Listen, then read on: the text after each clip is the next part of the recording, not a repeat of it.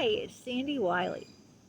Welcome to my mental health channel, Inside My Holes, where I wipe away the stigma of mental illness by talking about my own struggles, having borderline personality disorder, post-traumatic stress disorder, anxiety and panic attacks, depression. I talk about my narcissistic mother who physically and mentally abused me, my schizophrenic father. I talk about my unethical psychologists who raped me and all the years of different therapies I've been in and a plethora of other mental health related topics. But I only come on as a former patient of almost 20 years.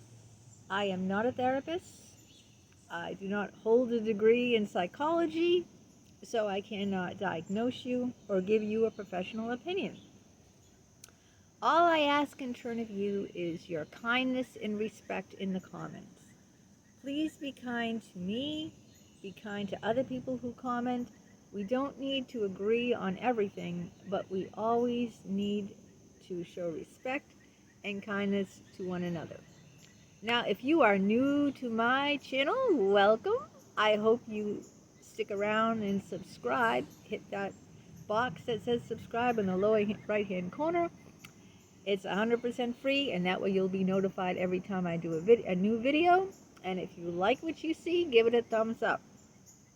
Now, today's topic is how I lived most of my adult life having no identity. No identity? Doesn't everyone have an identity? You get that number stamped, that social security number when you're born, and that's your number. All right? Everyone has their own unique individual number. I do, you do, and everyone else on the planet does. But what does that mean? Who are we? You know, who am I? And who are you? You know, as a little girl, go watch my other videos. You will learn I had a very horrific, traumatic, abusive childhood. And I'm an only child. And as a result, I grew up as just my mother's daughter. That's who I was. You know, I wasn't me. I didn't even have a me. There was no me. I was just like in her shadows, you know. She was narcissistic. So I've done tons of videos on narcissism. And if you look at and watch those videos or other videos on narcissism, you'll realize how, you know, how it is to be raised with a narcissistic parent. I was always in the shadows. I was always locked in my room. I was I was a prisoner, okay? I was a prisoner. My mother brainwashed me, and then later on in life, my psychologist brainwashed me. My mother brainwashed me into not trying to get an education. I got accepted to a 4-year university. I was going to say university. I got accepted to a 4-year university, and my mother said, "You can't go. You're too stupid. You'll never make it. You can't function without me." So I ended up going to a very, very cheap community college, which cost less money than my high school. It was dirt cheap, and it was only a 2-year community college. Most people frown upon community college unless they go there and then they get their bachelor degree at a full university. Then that's okay because they get the first 2 years cheap and transfer the credits. But she instilled in me, you slut, you whore. Don't you ever come around here. If you ever, you know, God forbid, have sex, you need to get married. Get that ring on your hand and you get married and have children, barefoot and pregnant. So, you know, there was no talk about any kind of career or any kind of college. It was like I was stupid. I would never last in college. I just had to go to this, you know, if I wanted to go to college, the only place that she would allow me to go was this, dirt cheap community college. Like, it was like half the money of my high school. And that's where I met my husband. Now, as soon as I went on a date with my husband, my mother said, "You're marrying him. You get married." She finagled my whole engagement. She brainwashed. My husband was like a country hick, like a redneck out in the country. He was a virgin. I was a virgin. And she manipulated him to get engaged with me. She manipulated and masterminded the whole thing. She said that she would co-sign, the loan or whatever. She would co-sign it so he could, because, he was in college, after he got out of college, he got like a job as a clerk. You know how much money he was making? Like barely minimum wage. So he didn't have any money to get engaged or to buy a ring. But my mother said, I had to have that ring. I had to have that big wedding. I had to be married and have children and be a housewife. That was her dream. That was her ideal and dream for me, is to become a housewife.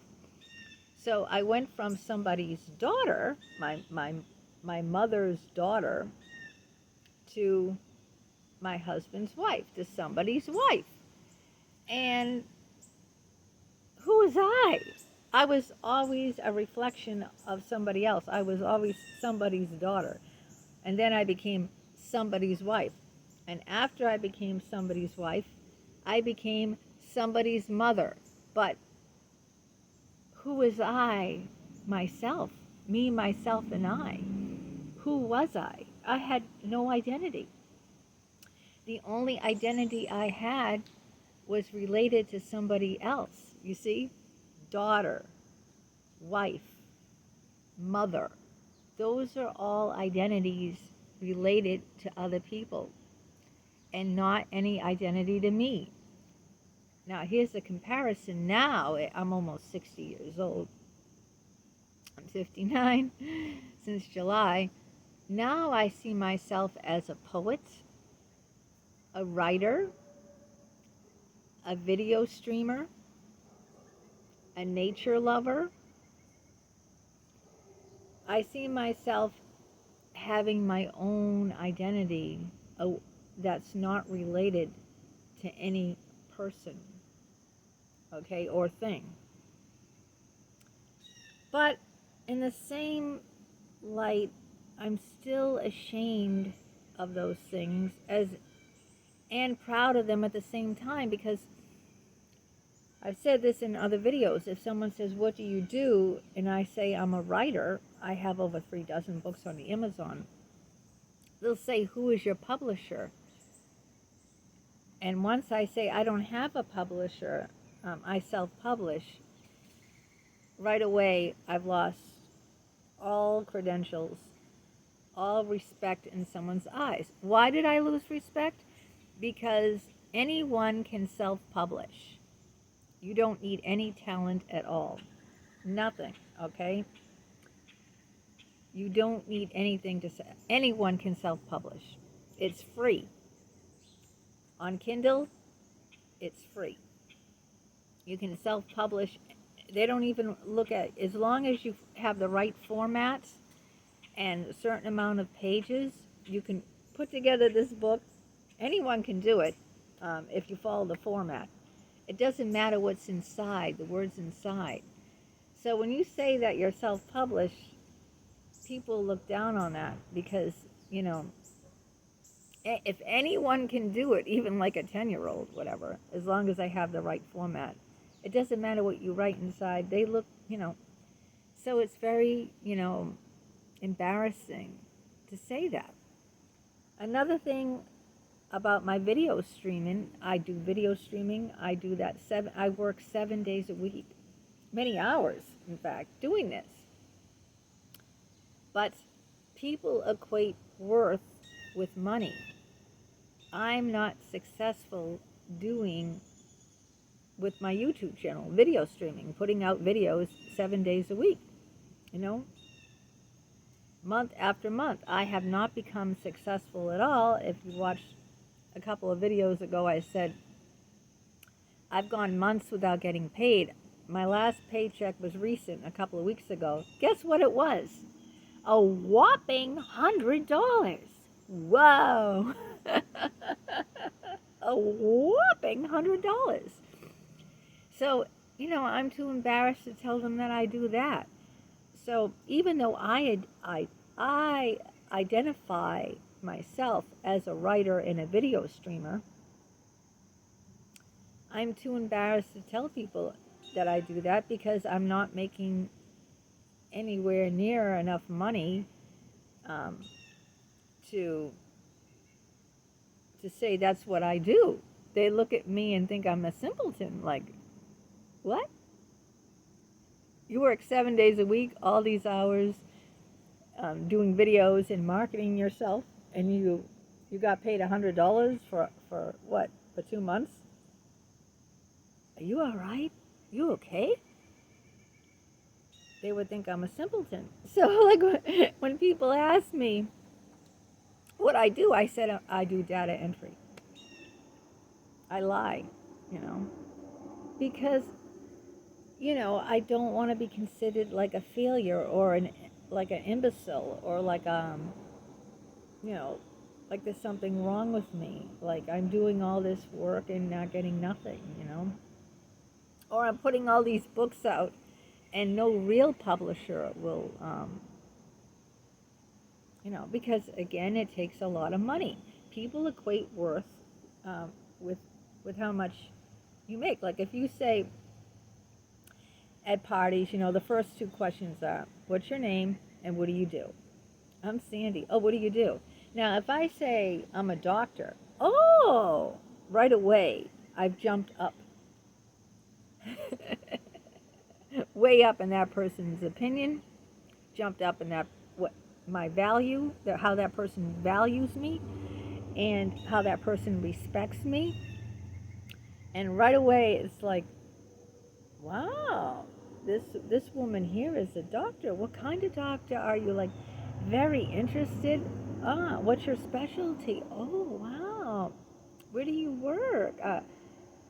Now, if that same person asks, what do you do? And I say, oh, I'm a housekeeper. I clean toilets. Oh. She cleans people's shit. I think I'll go get something to drink. You see, right away, I'm the bottom of the barrel. I am trash. I am nothing. They're both jobs, right? We need people we need people who clean, maid services. Hospitals have janitors, schools have janitors. Every professional building has a cleaning staff. We need these people because the other people are busy doing their jobs, right? Who's going to clean the mess left behind? I mean, a job is a job. Everyone has a role. Everyone has a function. Everyone's job, unless you're a hitman and you kill people, that's different. Everyone has a purpose and is worthy, but people don't see it like that. And so still, even though I identify myself with poet, writer, video streamer, that's my identity. I even told my husband that when I die, I want to be buried with the other poets in Forest Hill Cemetery. Anne Sexton. Ever heard of Anne Sexton? She's buried. She's one of the famous poets that's buried in Forest Hill Cemetery. So I said, since I identify as being a poet, even if I say to people, like I've been formally published in 2 magazines. Ibberton Street Magazine is associated with Simmons College. I've been published in that magazine 5 times. You can buy that. I think it's $12 now. I think they went up in price. And I've been published in the online magazine, Oddball magazine. So if they ask me where you're formally published where? Oh, Oddball magazine. They go, Oddball magazine? Never heard of it. It sounds weird, Oddball, you know. Ibberton Street magazine is associated with Simmons College. Oh, Ibberton Street. Never heard of that. Have you been published in poetry? Have you been published in the New Yorker? No. Now, if I said I've been published in the New Yorker, everyone would go, oh, wow, really? Wow, you must be great. You know, I love the New Yorker, you know, because it's a highbrow magazine or poetry magazine or, I don't know, the other, you know, there's lots of great magazines that everyone knows their name, you know, that publish poems. But if I mention Oddball magazine or Ibberton Street magazine, people look at me like, huh? I never heard of it. See? So it looks like I can never win, you know. That's why I love to be a loner and away from people, because even now that in my late 50s that I have this identity,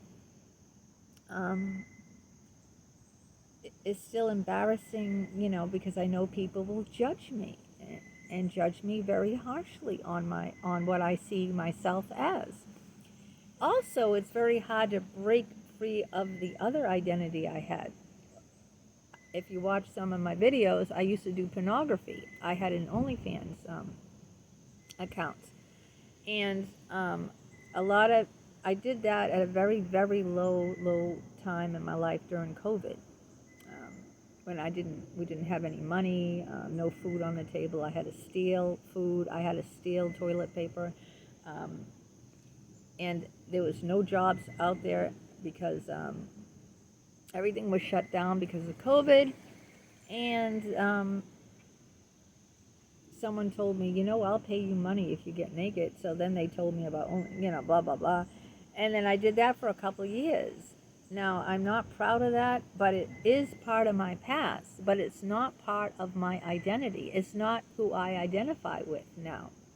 But still, all these years later, how many years ago did I do that, God?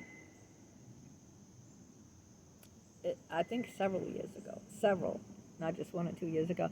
People still come on my YouTube channel and make remarks about my time when I used to do pornography. People will say, like, sexually racist things like, oh, I get off on you, or, oh, when are you going to go back and do your, you know, OnlyFans, or, because they will only identify me as someone who took their clothes off for men and got paid.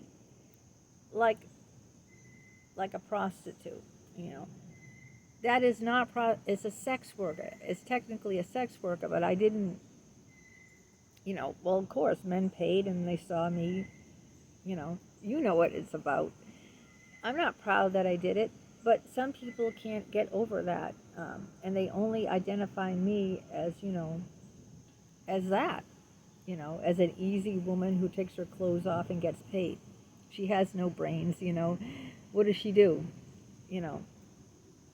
But I don't do that anymore. I'm far away from that. My whole channel, the last year, my whole channel is nothing but mental health. And I identify myself with that much more, because I have much more experience doing mental health. I grew up with narcissistic mother, schizophrenic father. I have borderline personality disorder. I have anxiety disorder. I have obsessive compulsive disorder. I've been in severe depression. I know a thing or two about mental health. I've been in therapies, all different types of therapies for 20 years. So I have a lot of experience in that as a patient. I always come on and make sure to, you know, clarify that. But that's not how people see me, even though my channel has been solely about mental health now, and I'm just solely focusing on that, and I love doing that. I love sharing, you know, my trauma and my experience with people, but they don't see me like that. They see me as some ear-headed blonde that takes her clothes off, because that's how they want to see me. They don't want to see me as anything else. That's how they identify me. someone else, I used to do security, and I was a security officer. So now, and I haven't been a security officer since 2013, so 11 years ago. And I'm Facebook friends with a former security officer. We used to, work in the same mall doing security in the Atrium Mall in Newton, upscale mall with boutiques. Every time I comment on one of his posts, like, oh, because he has a daughter, oh, your daughter's growing up, she's so beautiful, he'll say, thank you, Officer Wyllie. Like, he still refers to me as officer, because that's what he identifies me as my last job, which was security officer. So I can never, escape that title. In his mind, I'm still an officer. And these other guys' minds who tell me that, they masturbate to my videos, to my old karaoke videos when I'm scantily dressed in panties and bra. These guys will tell me on my YouTube channel, my mental health channel, they'll tell me, oh yeah, what relief I got last night after watching you.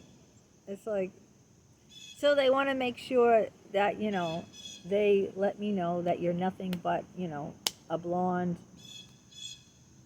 dumbass whore who likes to take her clothes off. So I can't break away from those roles, I can't change the way that people see me, All I can do for myself is to form my own identity. But even though I have formed my own identity, and in doing so I lost a lot of people, I lost a lot of people because a lot of people just don't understand what I do, or just don't agree with what I do. Even my husband doesn't like it. He really wants me to have a traditional job like his mother, a secretary who goes to work, 9 to 5, comes home, makes the dinner, But I'm not a traditional woman. I'm outside the box, I don't fit inside the box.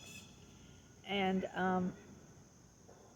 his family will have nothing to do with me. I'm not, because I broke out of that mold of being, I've learned to accept myself. Well, not completely, because if I accepted myself completely, then I'd be able to tell people what I really do, But I know they'll only judge me,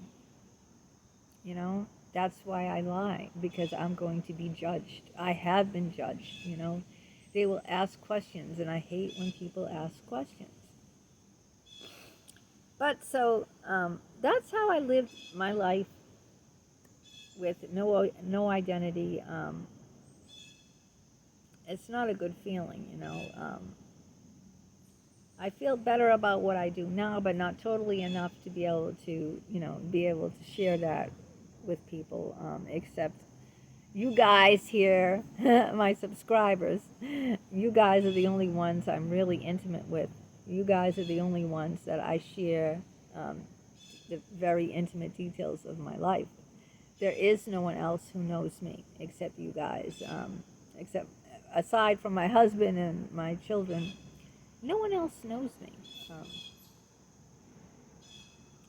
So maybe when I die, I'll get that identity. I'll get that gravestone that, I'm a poet. I told my husband that was my dying wish, that I get that gravestone, poet, Sandra L. Wyllie, poet, in the Forest Hills Cemetery.